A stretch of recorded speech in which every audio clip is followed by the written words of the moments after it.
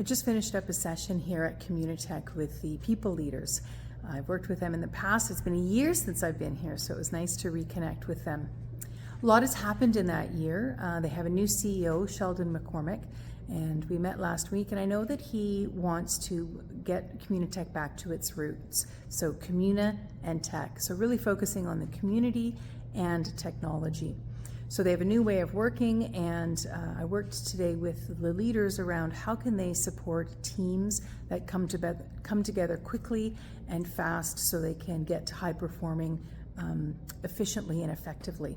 So we looked at different models of group development and psychological safety, creating a safe space to learn and to grow and to contribute, and how can they build accountability into some of their team structures.